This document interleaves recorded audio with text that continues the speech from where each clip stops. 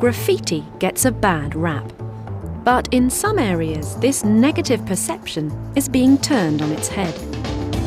Graffiti and street art is bringing communities back to life. It's turning dour and uninteresting streets into exciting, vibrant places to live and work. Graffiti is providing a creative outlet for young and old alike.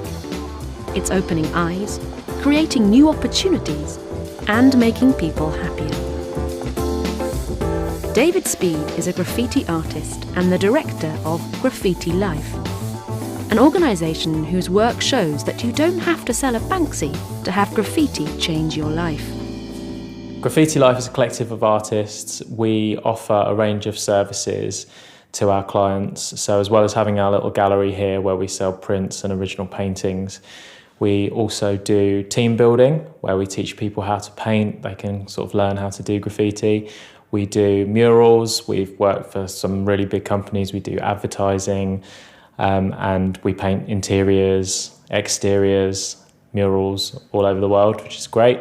And we also do live art, so where we're sort of painting at an event and everyone can watch the artwork coming together. David is well aware of the negative attitudes towards some graffiti. The vandalism side of graffiti certainly does still exist, and there are people that their sole aim is to become famous through their peers, really. It's not really on a wider scale, just within the graffiti community they want to become well known.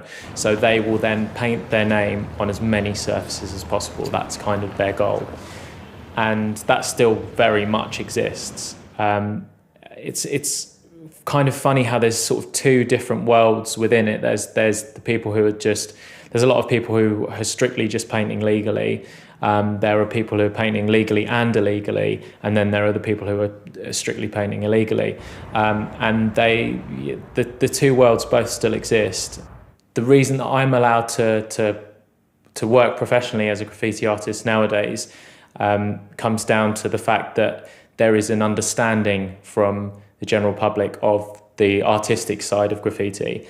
I think a lot of that can be attributed to Banksy and these really sort of clever messages that he was saying, and quite ironic and satirical and things like that. And I think that was the catalyst for people to understand this art form a little bit more. And that was maybe the easy way in to, okay, well, I've seen this guy Banksy, but let me see who else is out there. And I don't think there would be a Graffiti Life if there hadn't been a Banksy beforehand, because it sort of opened a lot of doors, because people are now a lot more understanding of the artwork that we make. The Graffiti Life Gallery is in the heart of the East End, an area that is now internationally famous for its street art.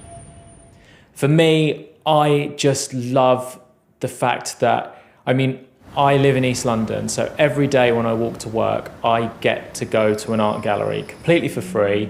I'm walking past new pieces. It's forever changing. It's constantly updating itself. Every time I go past the wall, there's something new on it. And I love that kind of freshness. People come from across the world to come to East London just to see the street art. We run street art tours where we take people around this area and tell them bits about the artists that have created this work.